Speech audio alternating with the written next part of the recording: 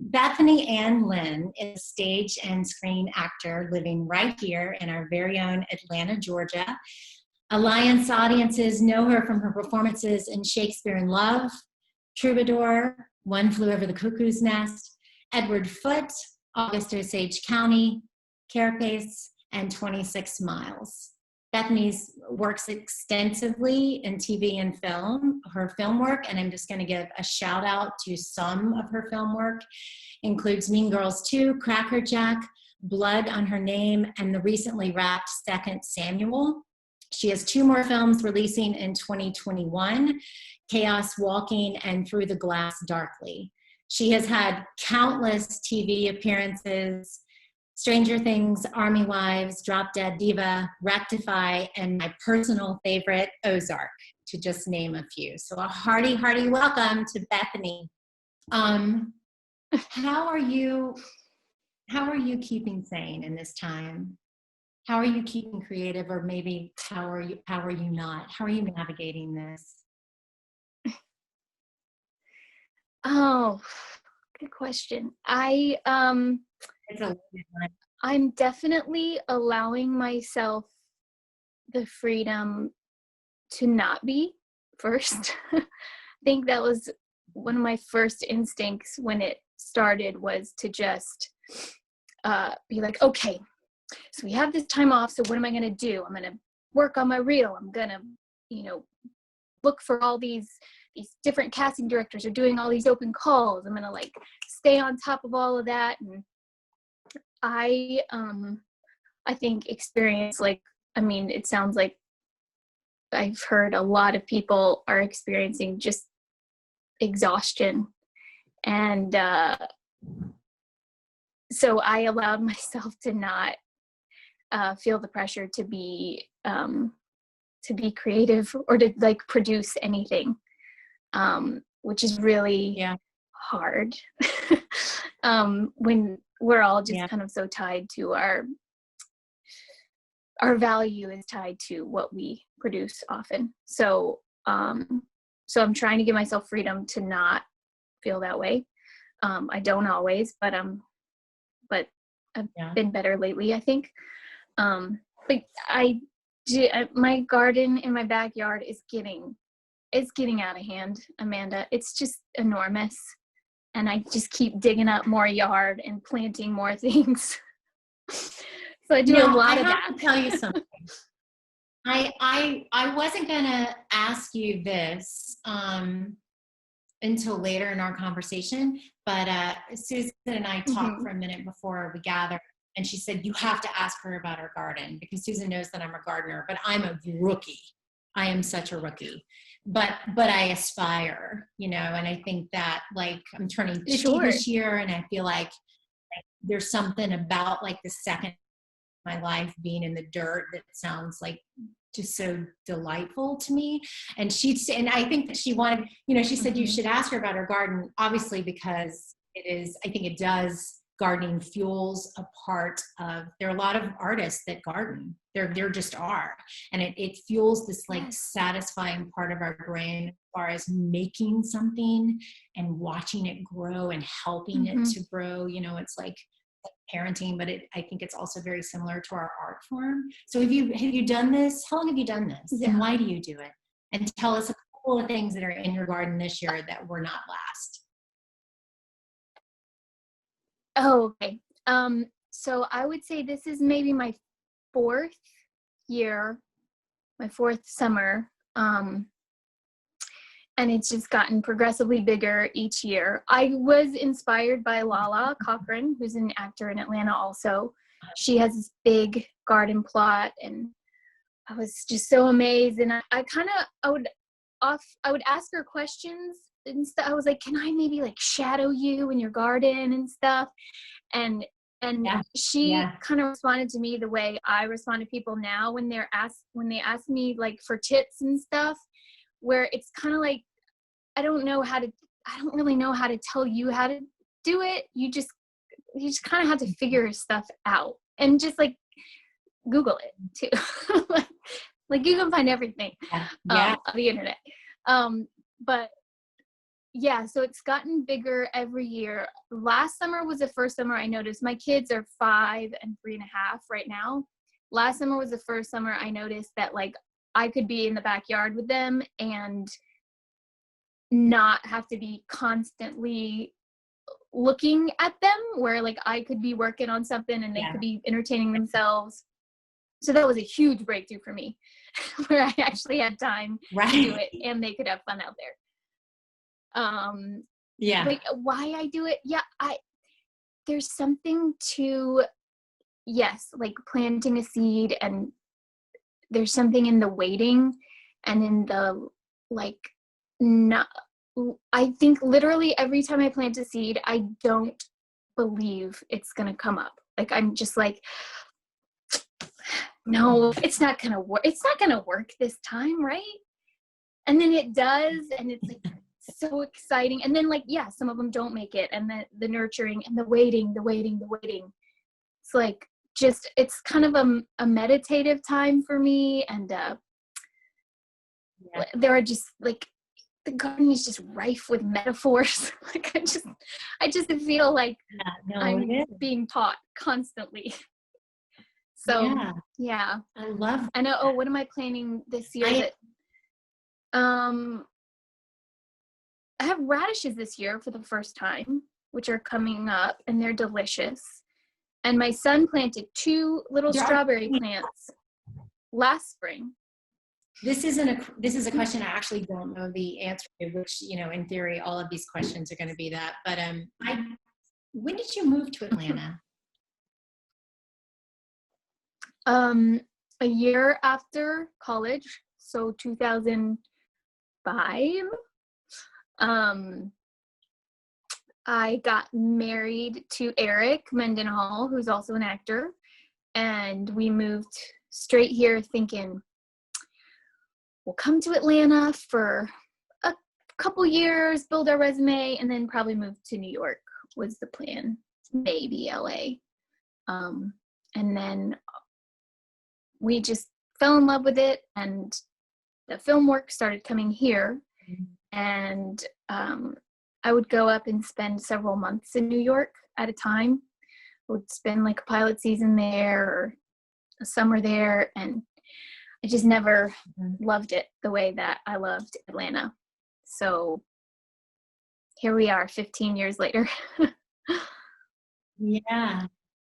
And so that's what keeps you from moving, right? I love it here. And I always knew I would love moving here, but I am so inspired by other people having made the same choice in their life, right? And it being so firm.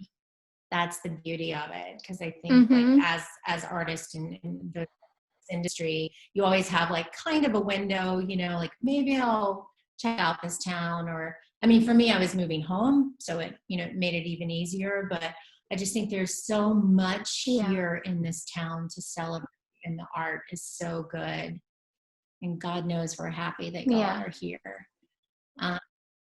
So Susan had mentioned this acronym to me, which I'm now stealing from her, and it's MAF, which is representative of multiple artist family. So for your family, you are in a multiple artist family. How do you navigate that? We are one day at a time, for sure. We, you know, back in normal times, I mean, right now we're just home, we're just all home all the time. But back in the day, a few months ago, we try to alternate when we have any power over our schedules, we try to alternate as much as possible, so one of us is home.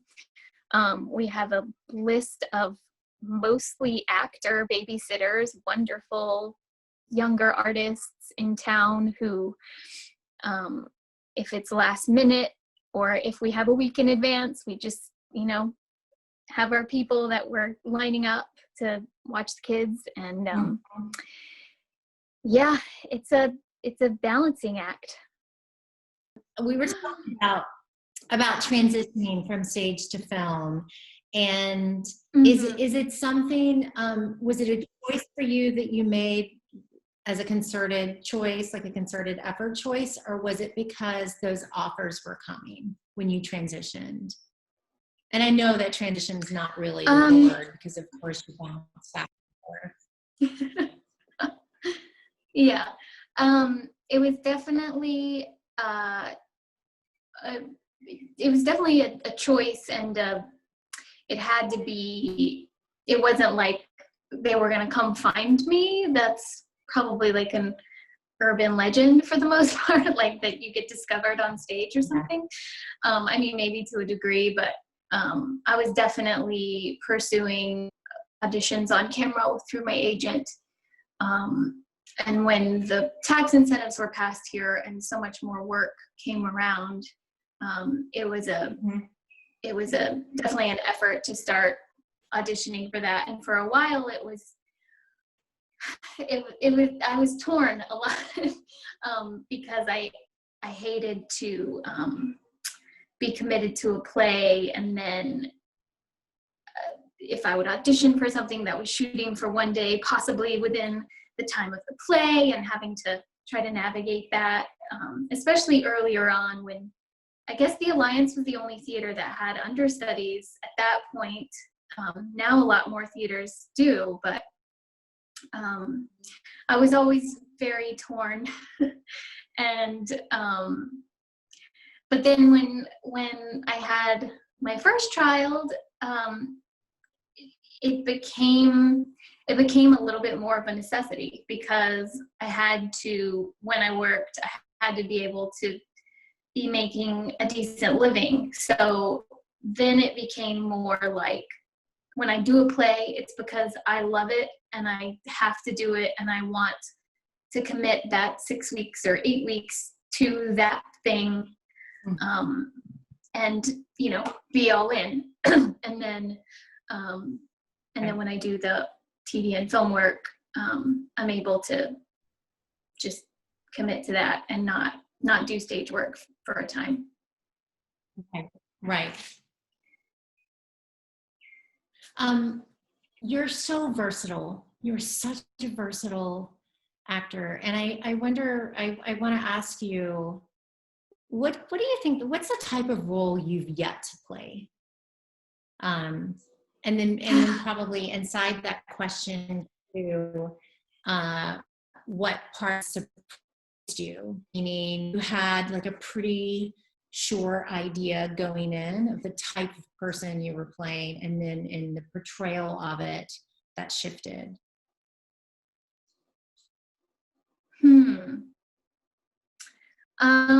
The first question, I don't know. I've thought about it some recently, because I'm doing a little bit of writing with some friends, and it was more the character that I came up with wasn't completely different than something I've played, because I think I've gotten really lucky that I've gotten so many different opportunities, and especially on stage, being able to kind of disappear into these different characters. When I did Edward Foote, I was playing Anne-Marie Gideon's mom, and I was just like this cranky old lady, and I never thought I'd get cast in it, because in my imagination she was just this like really old cranky lady. And so when I auditioned, I just let myself be her. And it was so much fun and so strange. And anyway, what was I saying? But a role that I would like to have the opportunity to play, I guess. A lot of my on-camera roles have been, well, I was playing a lot more younger ingenue kind of roles, and then as I've gotten older, I have started playing more mysterious kind of roles, and that's been that's been fun. People that have a lot more going on underneath than they let on to. So I'm enjoying going in that direction, and I'm not sure where that's going to take me. Yeah.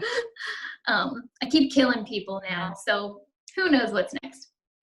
And then the question about a role that that I thought was one thing. The thing that's coming to mind is doing Shakespeare in Love, which is the last play that I did, and it was over 2 years ago. I remember, she was just kind of a classic ingenue is what I thought. And then when, I think it was Susan and Salisa at the time, maybe, and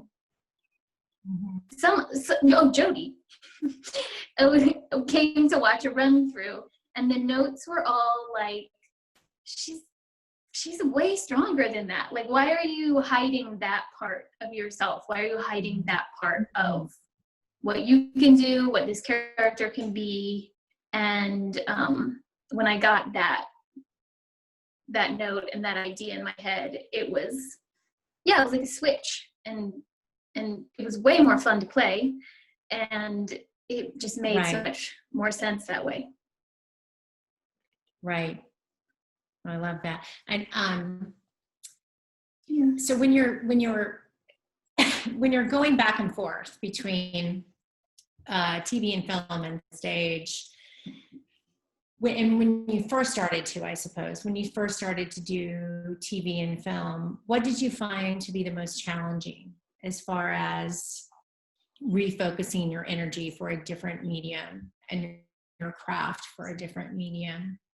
And then to that, I suppose, inside the question, what was a lot easier than you thought as far as the work you do on stage and then continuing into a different medium as an actor? Yeah. I think the hardest thing was just in here. Like, I think I thought that it had to be a lot different of a process and a lot different tools that I needed to hone. And it is to a degree, but I think it was more in my head than anything else. More, you think like, well, on stage it has to be big, big, big, and you have to be communicating to the person sitting in the back of the house. And on camera, you're communicating to the person literally right in front of you. So, I mean, that's helpful to just think about it that way, of who it is that you're communicating to or who you're telling the story to. But overall, it's, as far as finding the character and being in the story, it's the same. It's just different distractions, It's somebody turns their cell phone on in the third row, or 2 camera guys are walking over there while you're doing a scene. It's just different distractions that you have to work around. But overall, the process of finding the character is the same, and the good writing will tell you how it needs to be communicated. I was just thinking about that. I did a play reading over Zoom yesterday, and it was a play, but I was doing it like this, like with my computer in my face, and it was I was using the language like I would on stage, because that's what it required of, like, that's what the writer was telling me to do, and I feel like good writing in whatever medium kind of just tells you how to do it, helps you do it. So there's we're all in these conversations now about Zoom play readings and just the entire art form, what it looks like online. And I'm always asking myself, like, what are we learning now inside of this that we can take with us once this is over? And really outside of the obvious question, I suppose, which is like, how are we going to see live theater now in the rearview mirror, looking at these months and months and months of all of us communicating this way? But I suppose because I'm such a positive person, every day I challenge myself to like write down one thing that I've learned about our art form by way of having to talk to each other with our spotty internet, you know? Yeah. That's fascinating. And it was interesting just doing this one reading, seeing they encouraged us to use the medium, which is what we do in theater all the time. And it was so fun to see theater actors do that, like just how they were creative with their own space and their own props and I mean, nobody was going overboard, but to see how you could be creative within this thing that 2 months ago you would have been like, what? No, what? No. Why would we do that? Yeah, I know, because we have to, right? I mean, it's like creativity is birthed from the necessity of it. That's what it is. I'm going to open up soon to questions from our Zoomers. So if you all can go ahead and put your hands up for me, that would be great. So I can know. So I have some queued up, I suppose. And you kind of talked to this a little bit just now, but I look at someone like you, and I think. Well, I have two questions for you, actually. Can you talk about the film that you just, the one that you just wrapped? You have two that are coming out in 21, and one I think is on sort of a TBD pause as far as when it's being released. Is that right? Because of the two that aren't out. The two, I guess I have three that aren't out, and I don't really know. Two of them are independent, and so they're in that world right now of finding distribution, and just takes a long time. And one of them is a big studio film that they shot it, I think, in 2016, and a character was added. They did all these reshoots. I did the reshoots last year. I still don't know when it's coming out. So I don't know about those. The one that just came out is called Blood on Her Name. It's you can buy it or rent it on Amazon or iTunes or any of those, Vudu, any of those platforms. And we shot it 2 years ago. But it's a great character piece. It's kind of a thriller-ish, suspenseful movie, but a genre piece. What do they call it? They call it a genre piece wrapped in a character piece, or maybe it's vice versa. Anyway, it opens with me standing over a dead body, and the rest of the movie is figuring out how that body got dead and what I'm going to do about it. But it's pretty great. I'm really, really proud of it. It got great reviews in the New York Times and LA Times and Hollywood Report. I was amazed at just how well received it was all over. It was exciting, and we shot it right here. So it's fabulous. Congratulations. Yeah, that's great. We have a lot of hands up, so I shouldn't be selfish with you. Lauren has a question. Hey, thank you both so much for doing this. And good, your service improved incredibly. Like, we can see you, but it's not choppy. Thank you so much for doing this. And you were incredible in Reprisal. Oh my gosh. Your performance was unreal. And I'm just curious what you know now about driving a show and being, I want to, sorry, geeking out, but like, you were a force of nature in that. And I just wonder what you know now about carrying a show that you didn't know before.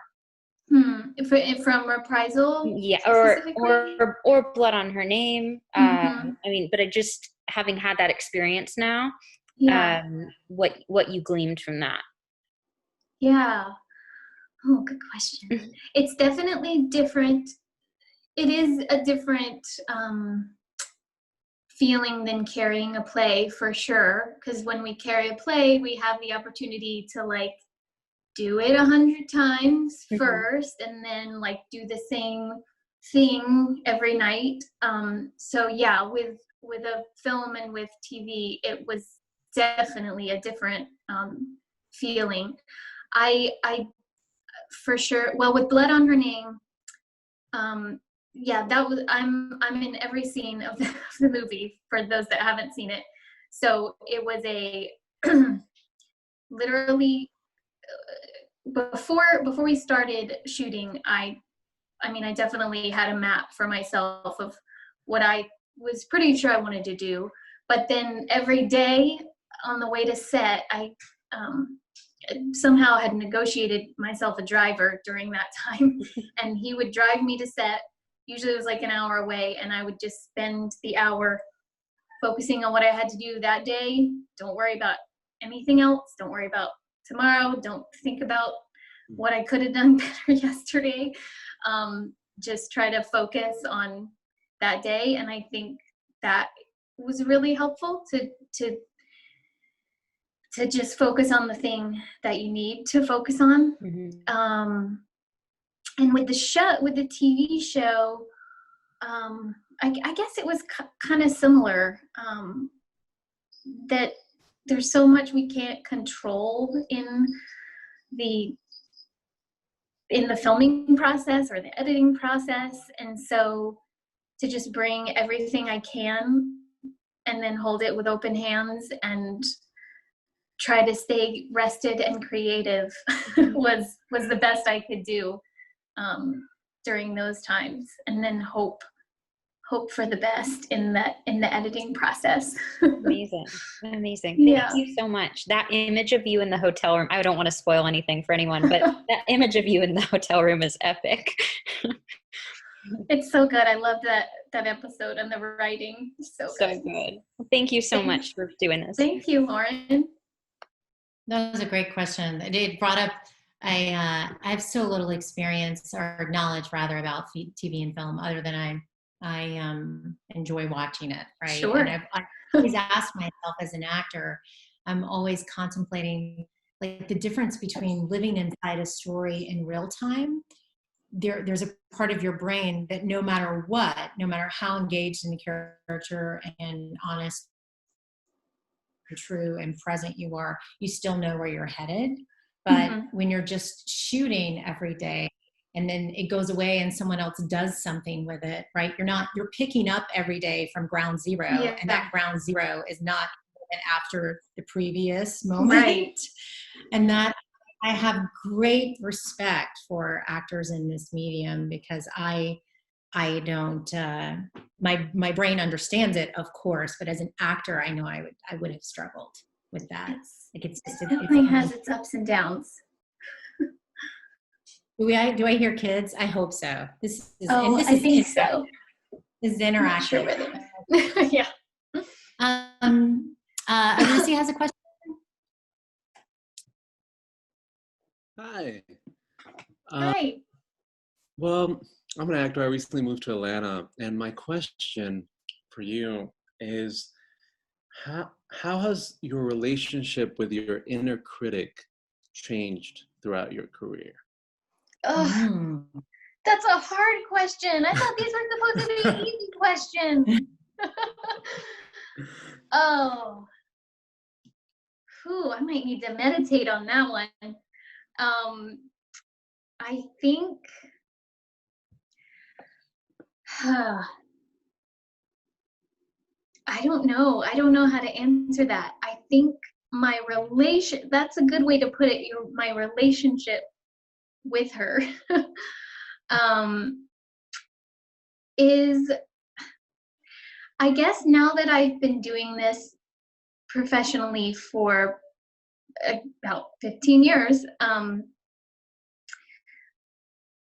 I can listen to her a little bit, like, because yeah, we have checks in ourselves for reasons.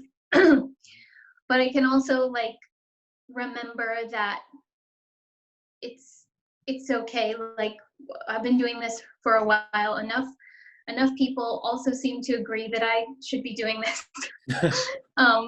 And so to not allow it to like, to override that thing of, like, just being there and doing that thing that you have to do today. Yeah, I think, but I don't think I can ignore it entirely, because I feel like that would be, like, denying part of myself. But the thing of just not letting it be the boss all the time. Yeah, totally. Yeah, that's a really good question. Sorry to put you on the spot. No, that's good. I'm sure that would just be an interesting discussion among actors. Yeah, totally. Thank you. Yeah. Thank you. Monique has a question. Hey. Oh, hi, Monique. Hey, Bethany, how are you? I'm good. How are you? I'm great. I saw you were going to be on, so I was excited to listen. And again, congrats on Blood on Her Name. It was, Thank you. You too. Thank you. Thank you. It was great to be able to work with you that day. So it was fantastic. So I wanted to ask you, you talked a little bit about the balance between theater and film. And I don't know, for a lot of actors who may be listening, when you have an agent, they don't always want you to audition for theater, especially if they think it's going to conflict. But I too started out in theater. It's my first love. Mm-hmm. And I'm always trying to figure out, how is there even a time of the year?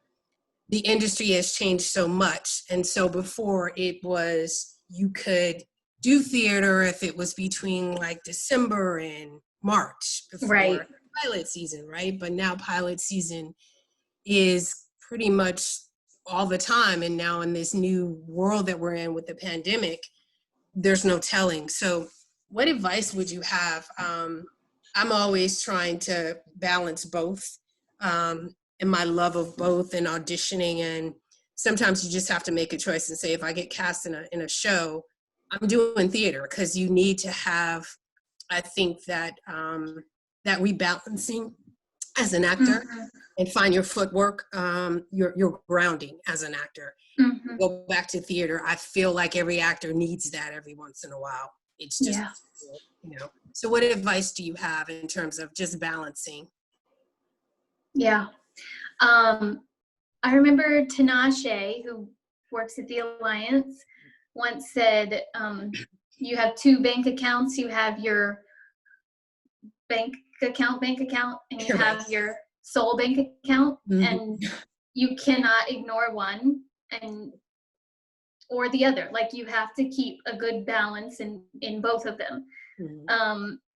For me, at first, film and TV work didn't do much for my soul, but it helped me pay some bills.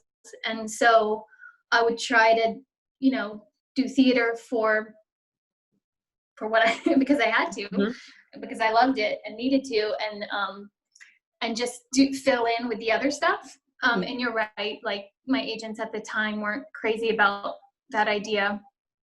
But I also kind of just knew what I wanted to do, and that's what I wanted to do.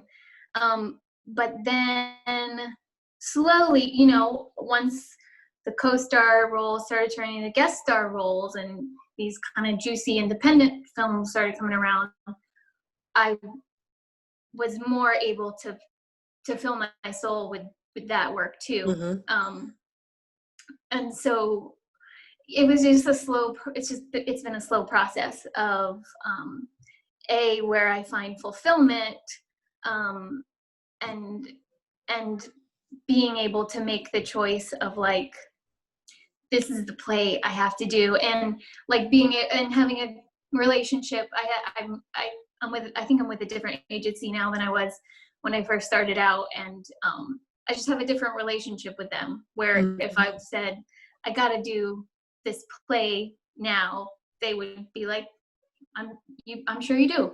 You know, Yeah. go for it. We'll be there on opening night, and and we're just gonna be sad when these auditions come in.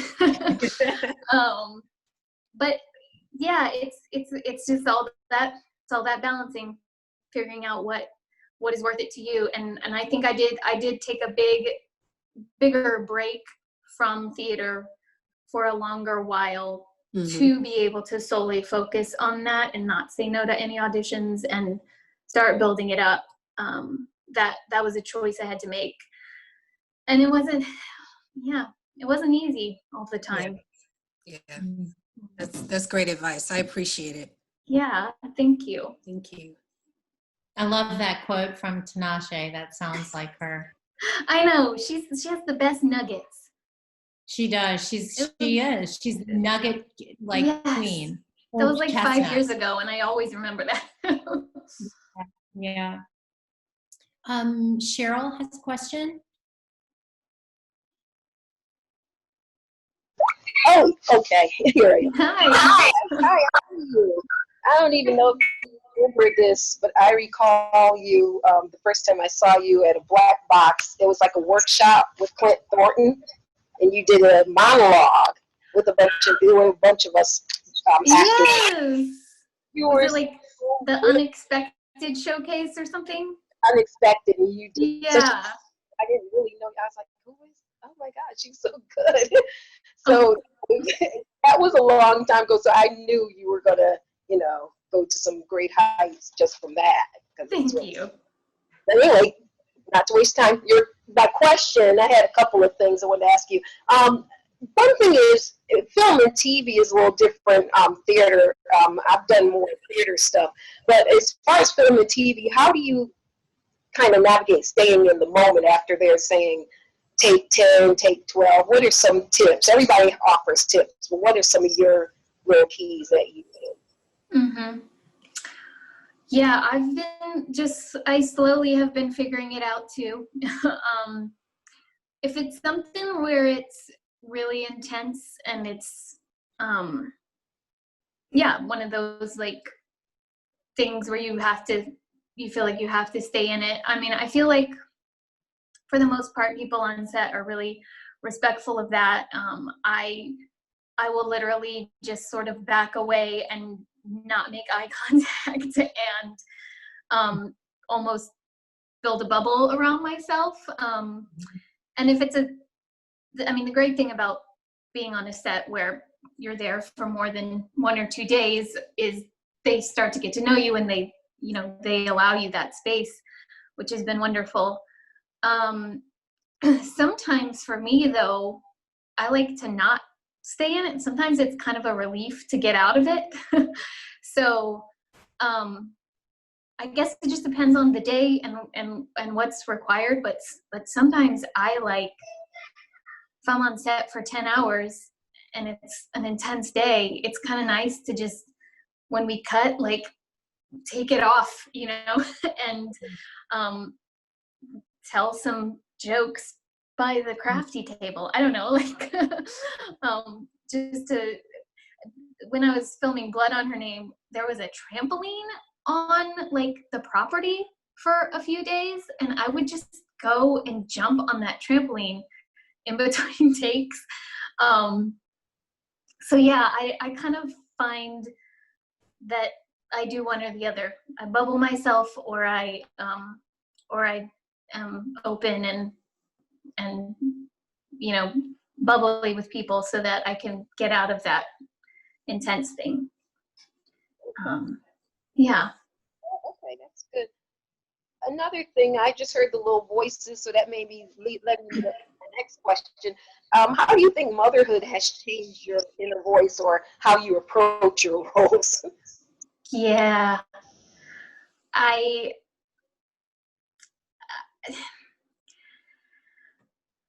Before I had my first child, acting, I don't think I would have said this, but acting was the most important thing. It just my marriage is important, of course, but we always figured out how to be married and be actors. And my friends are important, of course, but I, have friends and an actor. But like, as soon as my baby was born, it was like, oh, it's just that instinct that like the most important thing is keeping this person alive. That's the most important thing now. And it just took so much pressure off of my auditions. Even it just like it wasn't the most important thing anymore. And somehow that like freed me up to, and I think for different people it can be different things. It doesn't have to be parenthood, but I think we all have to find the things that just take the pressure off of us when we're trying to get jobs. And then it deepened my work for sure. I just had a new well of things to draw from, and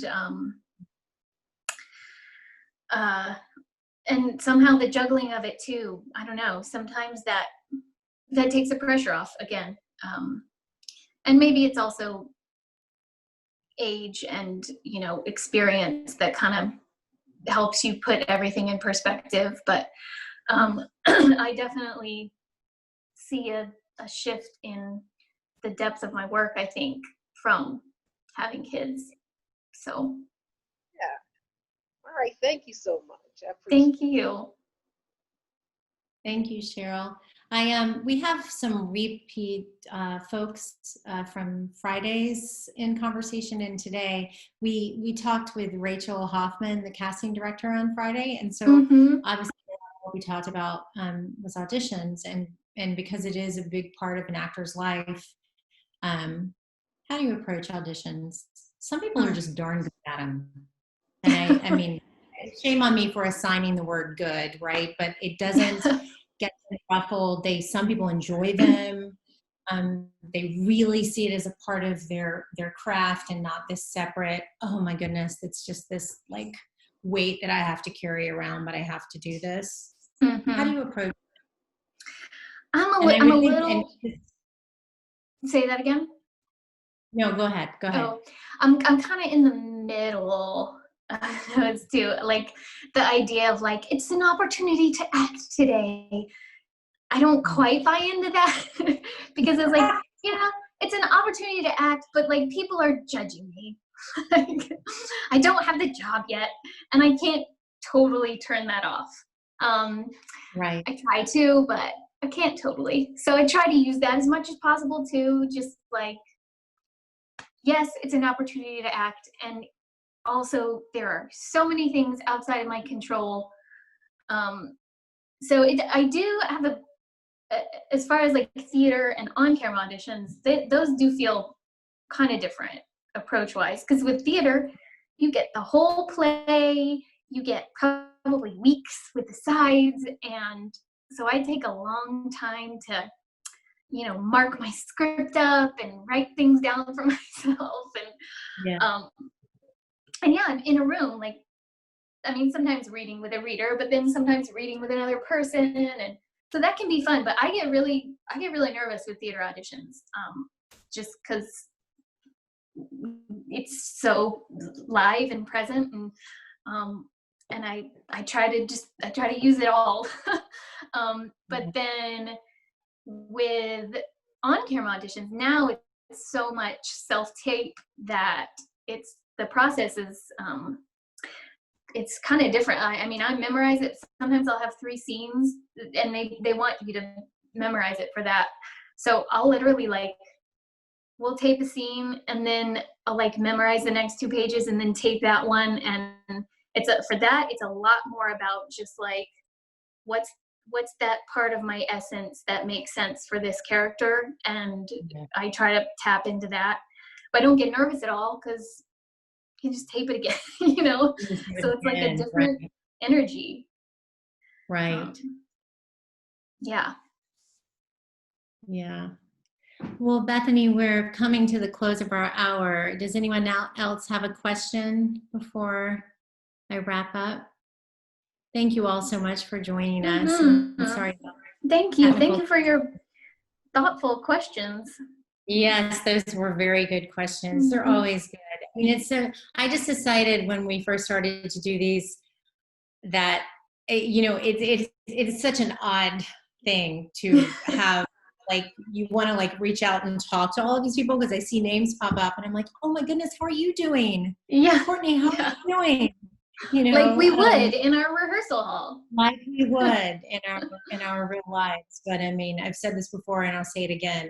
The community, even if we have to do it over Zoom, and even if we have to go in and out and switch rooms, and thank you, I'll take it. Yeah. This is what it is for the time being, and it won't be forever. And I'm grateful for everyone, and thank you, Bethany, for your time. Thank you, Amanda and Hershey and everybody.